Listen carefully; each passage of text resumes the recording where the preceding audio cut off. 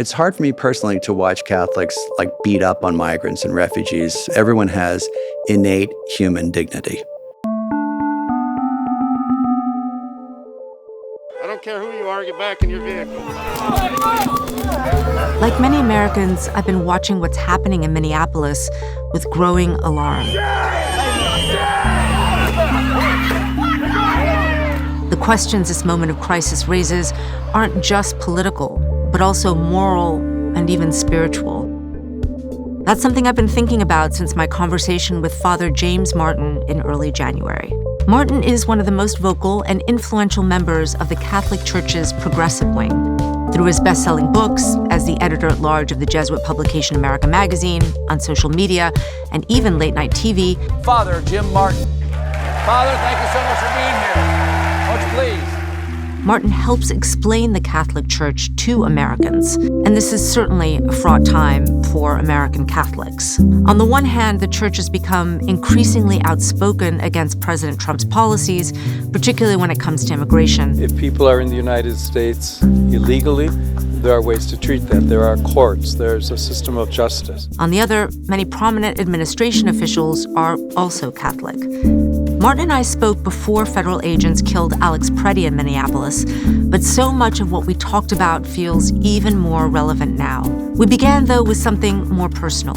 His new book, Work in Progress, and how the early summer jobs he had growing up prepared him for a life of service.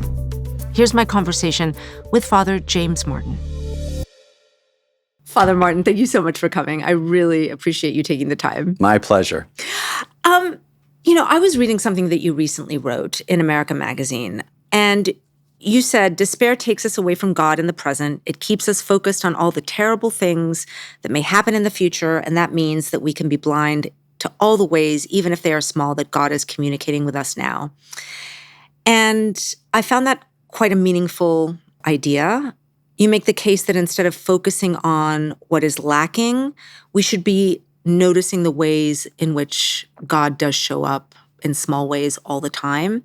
And I was just wondering, how does God manifest itself in those small ways that are so meaningful on a day-to-day basis for you? Well, I would say everywhere you can look for God. And one of the hallmarks of Jesuit spirituality, I'm a Jesuit, as you know, is finding God in all things. So God's presence is not just confined to within the walls of a church or in reading the Bible, but it's in nature and relationships and work and food and entertainment. And so the key is just being attentive and aware, right? Really noticing. To take an example, if you're stressed out and you're, facing a difficult medical diagnosis or a financial problem, and you pray for peace, maybe it won't come immediately, but a couple hours later, a friend calls and, tells you something that helps you to calm down a little bit, to see God in that, to see God reaching out that way. And so that's what I mean about noticing.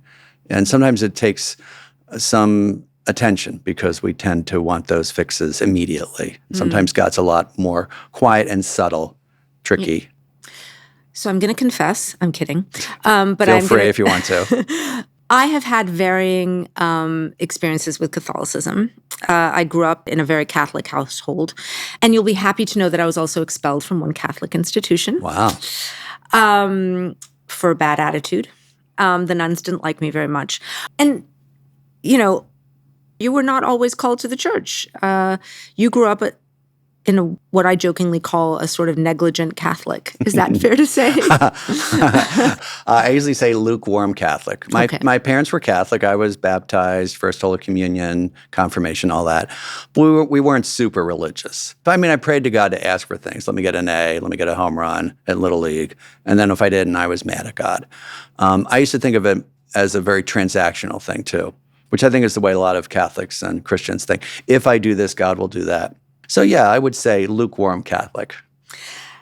And we're sitting here because you've just written a book, which is not about the things that you normally write about. Correct. Which are prayer and, your experience as a Jesuit priest.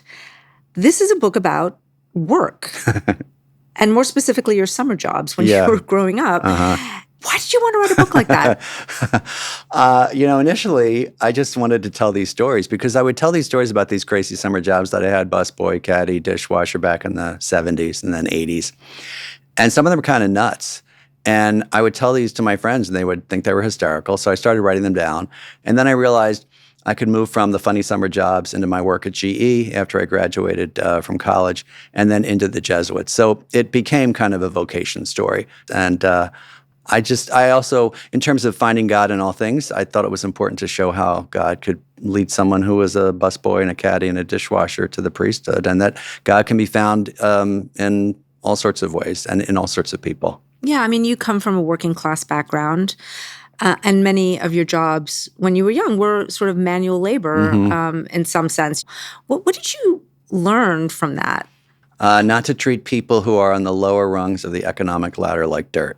That's one of the first things I learned. Because you were treated badly often. Yeah, in some places. I mean, I was this 15-year-old busboy or paper boy, and you're not treated well. So I learned the value of just treating people with dignity. But I also learned the value, as I say in the book, of working hard, showing up, being on time, listening to people, asking for when you don't know how to do something, apologizing, but not apologizing reflexively. There are a lot of life lessons in the book. And I'm amazed that, because when I was a busboy or a caddy or a dishwasher, I thought, this is terrible. I just want nothing to do with this. I just want the money. I was really intent on getting rich. But now I look back and I say I learned a lot. This is actually the perfect segue because you end up going to Wharton Business School. And I have to say, the way you described then going into corporate America, you end up working for GE, right? You described as literally soul-destroying. I have never read such a grim description of what it's like to work in corporate America. I mean, you went to therapy, you got physically ill from it, you hated what you were doing. Why?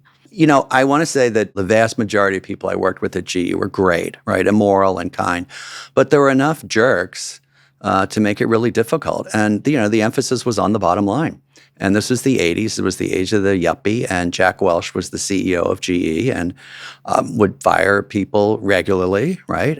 If we used to say up or out, if you weren't moving up, they would fire you. And I couldn't see myself emulating some of the people above me, like the CEOs and the people in the C-suite, as they say now. So, I thought I won out, but where am I going to go? I can't be like, what am I going to play for the Phillies or be an opera singer? Or I didn't know what to do. And one night I came home and turned on the TV, and there was a documentary about the Trappist monk Thomas Merton. And it just was so beautiful and so romantic and so captivating that I went out and bought his autobiography, The Seven-Story Mountain, and I just devoured it. And I thought, this is what I want. And where has this been all my life? And it took me a couple years to think about it. And I was going to a psychologist because I was so stressed. And one day he said the question that I think every young person should be asked, which is, what would you do if you could do anything you wanted to do? And I said, well, that's easy. I'd join the Jesuits. And he said, why don't you? And I thought, yeah, why don't I? So I went home. I went back to my office and called the Jesuits and said, I'm ready to enter. And they were like, who are you? It brings me back to where we started, which is this idea of picking up on things and noticing things. It feels like you had not noticed that about yourself. This thing that you saw when you looked at the story of Thomas Merton at the Trappist monk, it sort of awoke something in you, but you had not really known that it was there. No, because I thought the idea that God would be like communicating with me seemed kind of arrogant, right, and borderline delusional. Right, that God would call you. But the call, which I think I thought was like a vision or a voice, was really this desire. And I think I had to be so miserable at GE for God to break through. I think that happens a lot. When we're vulnerable, God's able to break through. You're now this kind of, I'm going to use these words and I'm going to ask you what you think, spiritual emissary to the wider world. I wanted to also talk to you about the church right now. How do you see the state of the Catholic Church in the United States? That's a big question. It's a big question. We're going to start big and sure, narrow down. But I'm just wondering. In the United States? In the United States, yeah. I would say healthy, except for the fact that only 30% are going regularly. I think in general healthy, right? When I visit parishes and go to parishes, people are happy with their parish and they love being Catholic and they love the Pope. They especially love, now that we have an American Pope, they love Pope Leo. But I think there's some division, right? I think it reflects the political divisions that are going on. The church, can feel very divided when you go in certain places. So among the ones who are still going to church and still faithful and still consider themselves Catholic, I think they struggle with certain church teachings and division in the parishes, and maybe, Catholics who are more conservative think that the church should be more conservative. Catholics who are more progressive think the church should be more progressive. But I think the biggest crisis would be people who don't believe in God anymore. We do see people falling away. It's interesting because you started by saying healthy, and while, yes, there's that increasing secularization, people have left the church, not so many people go to church regularly, we are seeing this growing desire, especially among young people, for connection and for faith. The number of Gen Z Catholics is actually increasing, right? Mm-hmm. And that's according to a recent Harvard study that I read for this. Young churchgoers seem to participate more deeply in the church than perhaps their older counterparts, which I found counterintuitive somehow that's true. They go to confession more. They participate in the sacraments. I mean, you minister to young Catholics. What do you think is going on in that sector of the Catholic population? Well, interestingly, I see different surveys saying different things. I see surveys saying that, what you just said, and I see surveys saying, oh, no, that's all overblown. But anecdotally, I experience that. I experience, people in their, 20s and even younger, going back to church. Someone described it to me as post-secular, which I like, that the secular world is just lacking for them. They want a sense of meaning. They want a sense of mystery. They want community is a big word, right? They want to belong. But I also think I think people have a natural desire for God in their lives. I really do. And I think for a lot of younger people, they're finding the secular world just doesn't do it. It's been a surprise, actually. This is the last 10 years. And it's exciting, for people in the Catholic Church. I think the challenge is to invite these people who might be looking primarily for an identity, right, with a group, into a deeper relationship with Jesus and with God. That's the key, right? So while you might be interested in a particular church because of the community itself, right, which is where we find God, right, there also needs to be a connection with Jesus and God. So it can't just be me and my community, right? Are you helping the poor, right? Are you living out what Jesus says, right? Or is it just about kind of going to Mass and kind of ticking the boxes? So people go to church to get something, which is fine, right? To get spiritual nourishment, to get reflections on the Gospels, to receive the sacrament, right, of the Eucharist. But it also does need to be giving. Are you doing kind of the hard work of Christianity? Kind of what we've been talking about is that the Catholic Church is having a moment in the United States. I'll say. And first of all, I'm just wondering what you think having an American Pope will do for the American Catholic Church. A lot.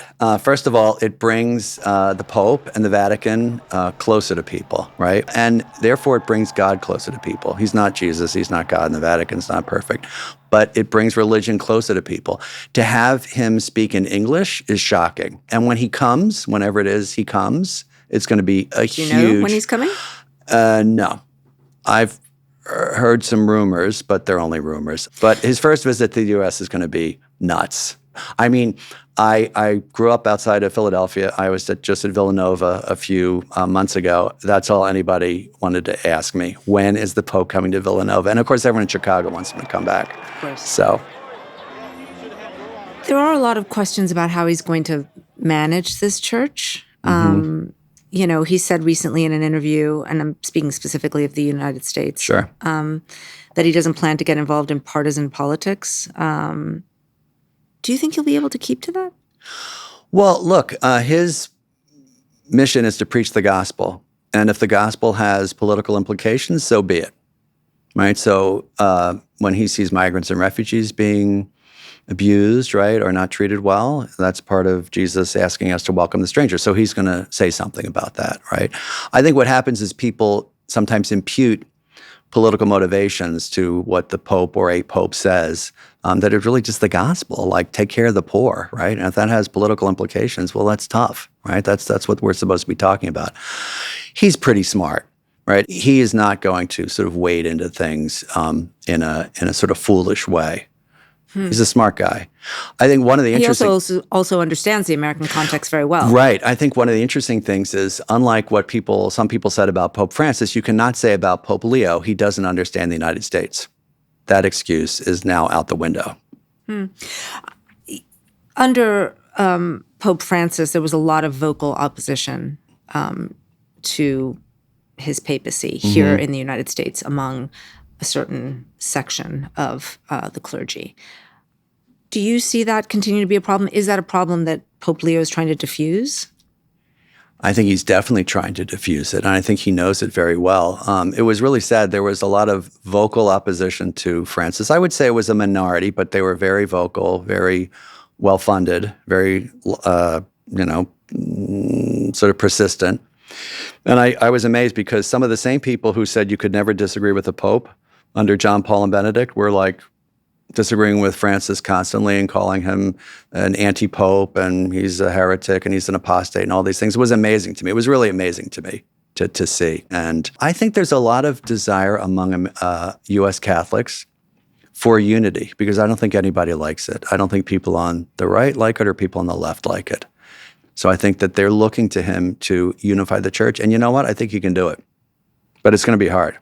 Can I ask you how that plays out practically speaking? Because immigration is a key issue. It's also a real fundamental part of the way that the church sees its mission. I mean, I have been in many, many Catholic institutions on the U.S. border in Mexico that deal with migrants all through Latin America and here in the United States.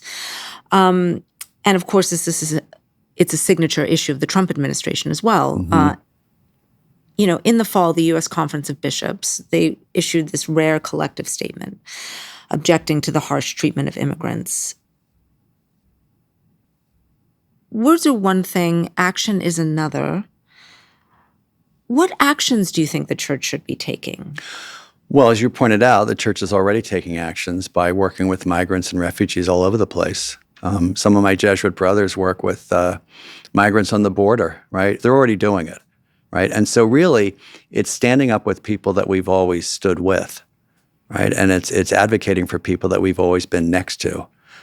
So the U.S. bishops have been great on this. And it's one of the reasons is because the U.S. bishops and the Catholic Church knows that community so well. And look, it goes back to the gospel. Jesus said in Matthew 25, when you welcome the stranger, you welcome me. It's pretty clear. But people sometimes ignore it or they explain it away. They say, well, we only have to take care of migrants who are doing the following things, right? Or all the migrants are here illegally when we know most of the migrants are here legally. So they explain it away. I mean, I don't want to focus on just that because, there's all sorts of other Catholics that don't listen to other things too, right? Like economic things, right? Or, paying people a just wage, right? Or caring for the environment, as Pope Francis asked us to do. A lot of people just exempt themselves out of that. The old expression is cafeteria Catholic, right? Right, you pick some and leave the others.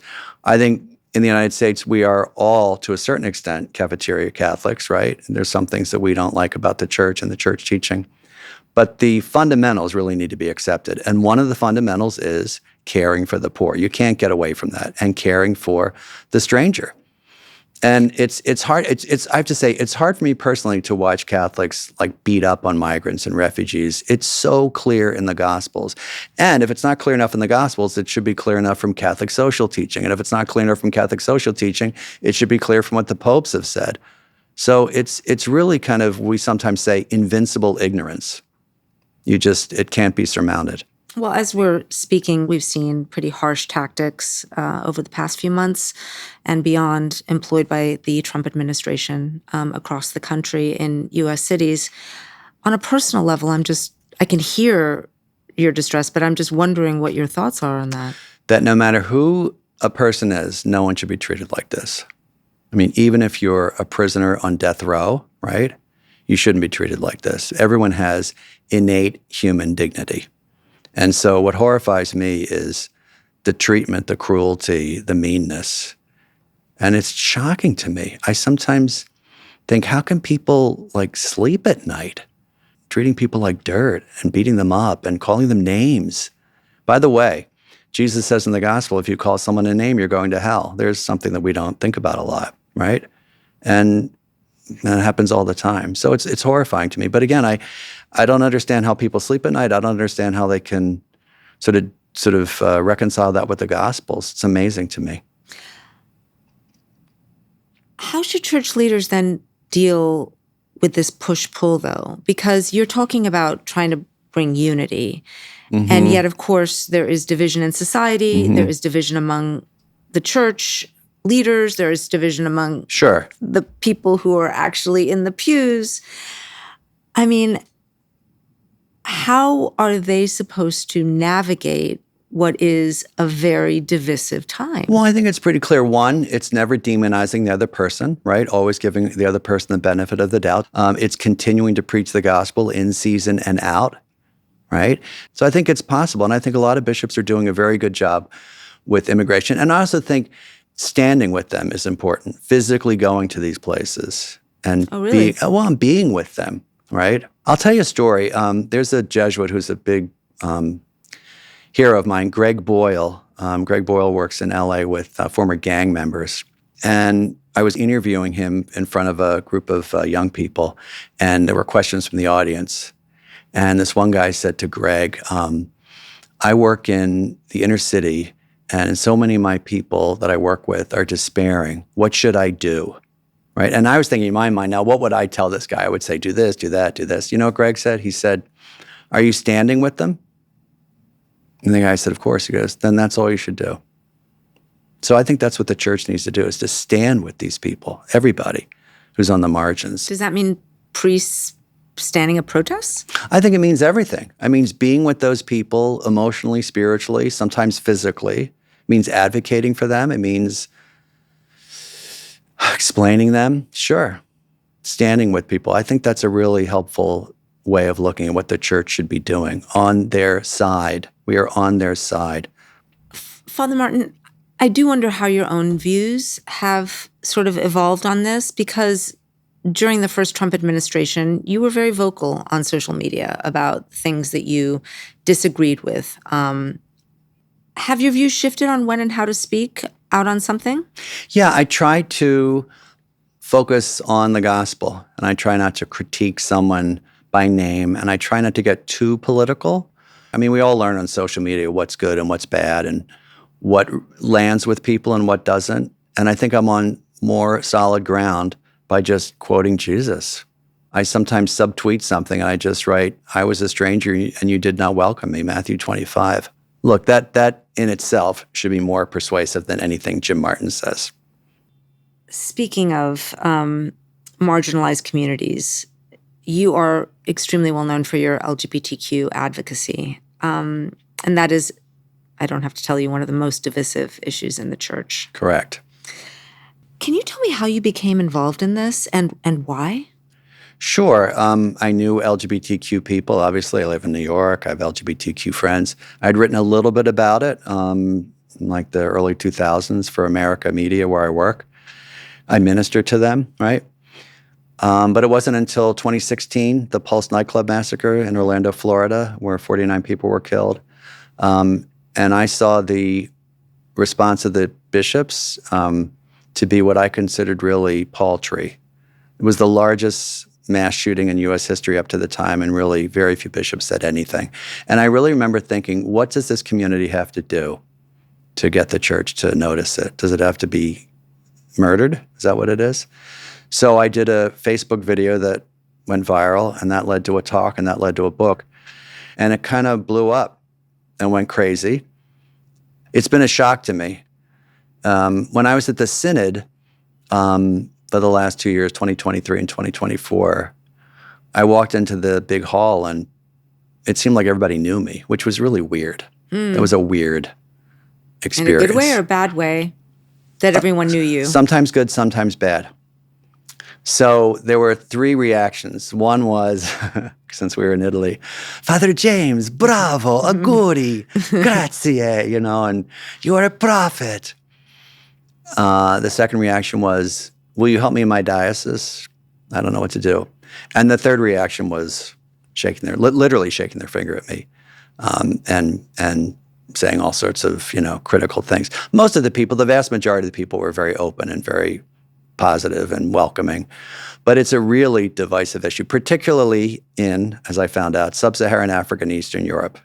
Unbelievable, the stuff that people said. And so it just, it makes me want to work harder and want to reach out to more people. What position would you like to see the church take today on those issues? Listening, basically. At the synod, a number of people, and I made it a point to talk to people who disagreed with me and disagreed with other people who are ministering with LGBTQ people, because I wasn't the only one. And the main sort of response was, is a Western ideology that you are sort of imposing on our country. Now, it's hard to rebut that because you don't want to come off as colonialist, or it's unnatural, just doesn't exist. I had a archbishop, I won't say from where, say to me, the reason that there are gay people in my country is because people like you pay them to be gay. And I said to him, I want to be polite. I said to him, Archbishop, I don't know about that. I don't know about people being paid to be gay. I said, but you certainly have to admit that some people are born that way. No, they're not. It's unnatural. So that's where we are in some parts of the church. And so listening and just getting to know them is the first step. And it's happening, though, because more and more people are coming out. And interestingly, more and more nieces and nephews of bishops and priests and sisters are coming out. So it's oftentimes people in their families that help them to change. I think I'm wondering if you think the church can ever really be a welcoming place, though, to LGBTQ people when church dogma and a large part of the church still sees their sexuality as ungodly in some way. The answer is yes, because there are plenty of parishes that are very welcoming, where LGBTQ people feel extremely welcomed. For a lot of LGBTQ Catholics, what they've said is, okay, I don't agree with this particular part of church teaching, but I'm Catholic, and this is my church, and I want to be here. And that's how they've kind of reconciled that. So the answer is yes. The invitation for the rest of the church is to say, can we extend the same welcome that we do to everybody else, right? We're all, in a sense, imperfect, and all, in a sense, sinful, and all, in a sense, unworthy, right? But we welcome people. It's a very selective sort of focus on LGBTQ people, unfortunately, in the church. Because you don't say to somebody, anyone who uses birth control, right? Anyone who's divorced or remarried, anyone who, is masturbating, right? These are all, right, sinful things. We don't focus on that. How about anyone who doesn't, care for the environment or pay a just wage or care for the poor or forgive or is kind, right? Right? We don't focus on them. They're welcome. So why not LGBTQ people?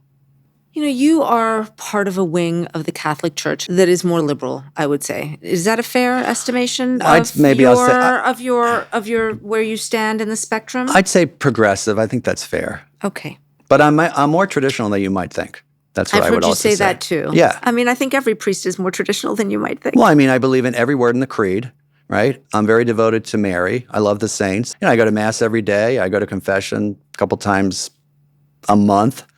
So, yeah, I'm pretty traditional. But on some things, I think people see me as more progressive. I think that's fair.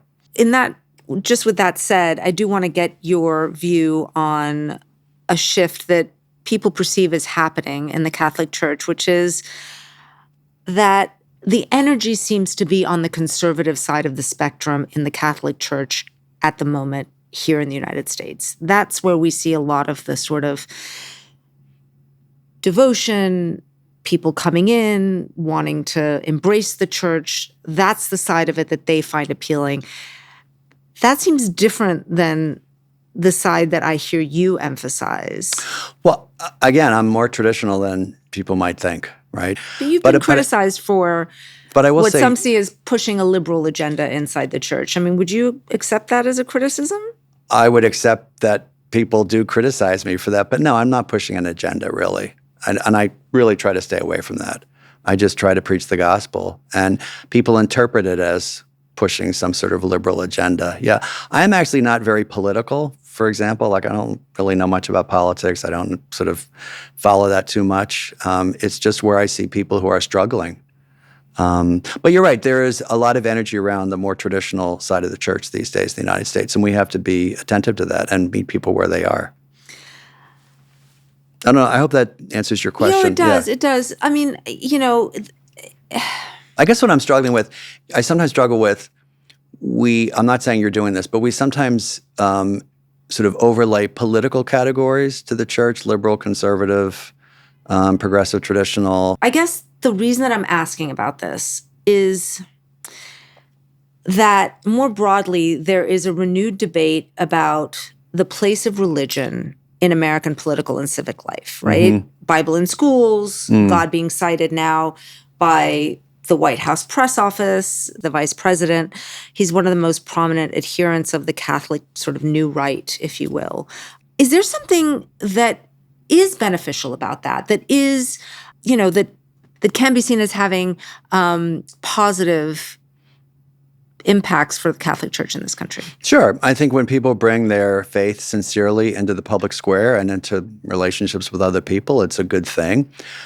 As long as it doesn't imply that somehow God is like on our side completely, right? And if you're not with us, then you're against God. That's the problem, right? That Jesus is on our side, and if you oppose us, you oppose Jesus. That's the problem, right? And by the way, I often wonder why we don't put the Beatitudes in classrooms. It's always the 10 Commandments. What about blessed are the poor? It's amazing to me that mostly Christians want the Old Testament in the classrooms and put on signs. But what about blessed are the poor? Blessed are those who mourn. Blessed are the meek.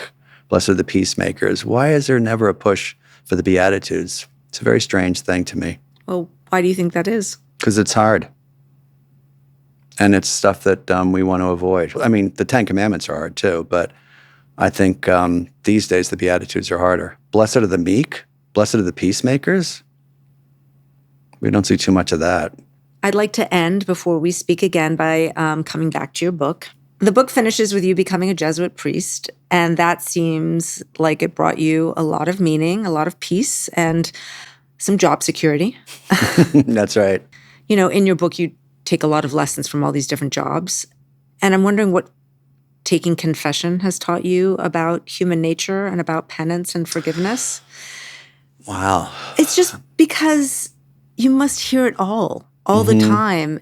For people who aren't Catholic, they may not know you have this very particular role to be able to forgive sin. It's a great grace. My favorite line about confession comes from my professor, Peter Fink, in theology, who said, confession is not about how bad the person is, it's about how good God is. That's my favorite. So it teaches me about God's goodness and also just how much people try, right? Try hard and fail and keep going. But it really, to be able to say to someone, I forgive you, is so powerful. And it changes lives. Thank you so much. You're welcome. My pleasure. I really appreciate your time, and we'll talk again. Thank you. On the interview, we speak to our guest twice. So Father Martin and I spoke again just a few days after the killing of Renee Good in Minneapolis, which was obviously on his mind. Hi. How are you? I'm good. I hope I was okay the other day. Oh my goodness, why would you think you weren't? I thought... Let me do some therapy. What's going on? I thought I spoke too fast. Did I speak too fast? No. All right. And I thought I should have paused and thought about my answers. I hope they were intelligible and thoughtful. And That's why we have a second call. That's right. So I'd like to redo the whole thing. Okay, let's do it. Let's. You will be unsurprised to know that I was also thinking about some things from our conversation. Good. We touched on this political moment in our first conversation. And I did feel like it might be something that you were a little uncomfortable talking about. Do I have that right? Yeah, because I try to stay out of politics per se. Yeah. Yeah. So you did pick up on that correctly. So I want to maybe tackle it in a different way. Less on the nose, but more just about how you think the church and spiritual teaching informs this moment that we're living through. Because one of the things that I hear a lot, I'm not a priest, obviously, but journalists talk to a lot of people and we hear from a lot of people. And so many people ask me, how do I fight for what I believe in without adding fuel to the fire that is tearing us all apart? I can give you some tips. Yeah, the first tip is always give people the benefit of the doubt. That's the first tip. And St. Ignatius talks about that. We call it the presupposition. Always try to put a positive spin on something that someone else is saying or doing. Second, for me, it's never go ad hominem, right? You can talk about something you don't like that a person did or something, some bill or some law or some action, but really never say this person is evil or this person is not a Christian or all that kind of stuff. And then third, I think, is being willing to put up yourself with a lot of hate and a lot of dislike. That's been really helpful for me in my LGBT work. The freedom from the need to be loved, liked, or approved of. One of the things I was not expecting was the hatred. And I mean really hatred. You know, there are people online who hate me and who protest me, and I get talks canceled, and people who think I'm a fill-in-the-blank heretic, apostate, demon, Satan, false priest. I mean, I get death threats and that kind of stuff. It's pretty horrible. And I always go back to this retreat I did probably about 10 years ago, where I was asked to pray over the gospel passage called the rejection at Nazareth. Okay, so Jesus gets up in the synagogue at Nazareth, his hometown, and he basically proclaims he's the Messiah. This is in Luke's gospel, I think. And initially, everybody likes him, right? All the townspeople at Nazareth, they would have all known him. But they turn on him and take him to the brow of a hill where they're trying to throw him off. They try to kill him, basically. And I remember in prayer during the retreat, I remember imagining myself with Jesus. And I said to Jesus in my prayer, I wasn't hearing anything, how were you able to do this? And the words that came to me in prayer, which I will never forget, were, must everyone like you? And that was really a moment of invitation for me. Must everyone like you? Do I really need everybody to like me? And that's been a process for me. And that's a very freeing thing if you can get there. And I'm still on the way. There is, I think, a craving for moral clarity at this moment. And as with any conflict, moral clarity is being owned by people with very different viewpoints. And I am sort of curious how we navigate that. You know, it's like the idea of when people are fighting wars in the Middle Ages and both say that God is on their side. I mean, how do we understand who is right? I've been thinking a lot about Renee Good and her killing. And I guess what I come down to is this. Even if you're breaking the law, no one deserves to be treated like that, right? So even if you argue that Renee Good was somehow breaking the law, she did not deserve to be shot in the head. And I guess what I'm seeing is this coarsening of morality in the United States, where people think that's okay, or she deserved it. So when you think of people like the inmates on death row, and when you think of migrants, when you think of protesters, when you think of LGBTQ people, when you think of everyone really, right? People in Ukraine, people in Gaza, everyone deserves to be treated with dignity. That's what we're losing. What's being set forth, I think, is that only our side deserves to be treated with dignity, and the other side is horrible and evil and subhuman, right? That's what's going on, which is a disgrace, because for Jesus, there's no us and them. There's just us. And all of us deserve to be treated with dignity. And I think the church has been very clear about that, and I'm grateful for that. And that's not a political message, that's the gospel. Everyone has dignity, everyone is a beloved child of God, everyone deserves to be treated with dignity and not shot in the head.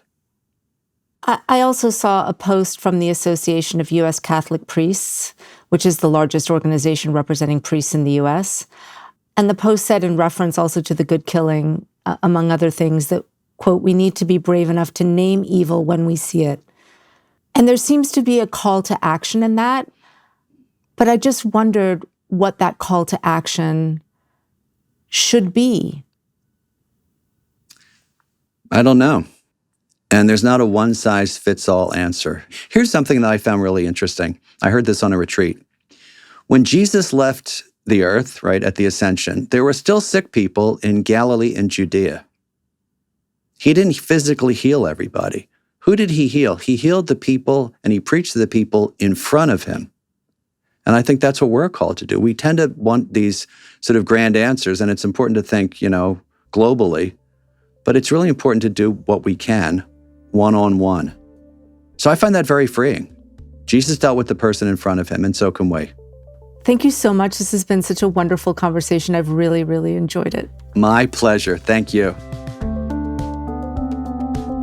I'm Lulu Garcia-Navarro. And I'm David Marchese. And we're the hosts of The Interview, an audio and video podcast from the New York Times. Every week, we interview fascinating and influential people from all walks of life. Subscribe to our YouTube channel so you'll never miss an episode.